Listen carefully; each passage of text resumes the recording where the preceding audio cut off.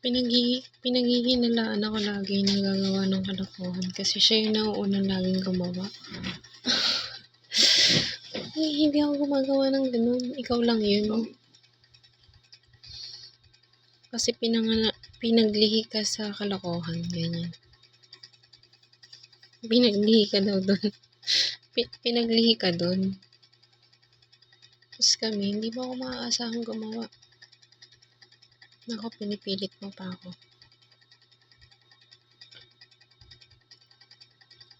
Siguro kung hindi involved yung taong nananakit, ganyan, chap-chapin kita, ganyan. O kaya, tusukin kita sa mata ng kung ano. O kaya, tutukan kita ng ganito. Pero siguro, kapag halimbawa pinakita mo sa akin yung ginawa niya, ganyan. Kasi malala yung kinikwento ng kung sino-sino eh. Malala siya. Pero ramdam ko rin yung sakit. Yung sakit na hindi mo nakikita, nararamdaman. Ako lang nakakaramdam. Ganun. Masakit. Bata pa ako na, nararamdaman ko na yung sakit ng ulo ko. Kaya sabi ko, ayoko maramdaman yung sakit ng ulo ko na to. Akala ko kung ano lang siya. Akala ko migraine lang siya. Ganyan. Yung pala malala na pala siya.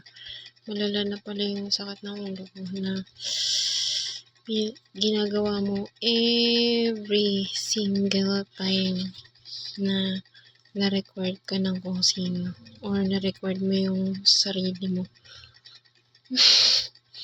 Every single time narinig pa kita, hindi kita matanggal lang.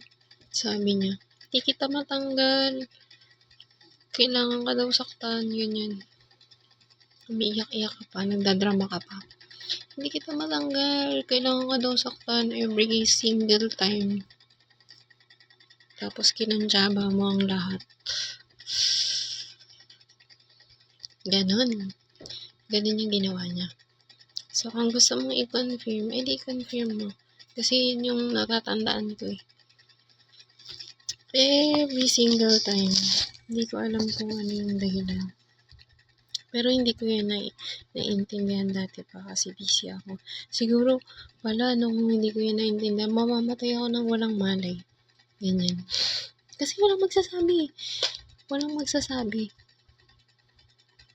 magsasabi nun. Kaya, sa akin na okay lang yung naintindihan ko yung dati. Na hindi ako nagalit. Kaya, kung naintindihan man kita.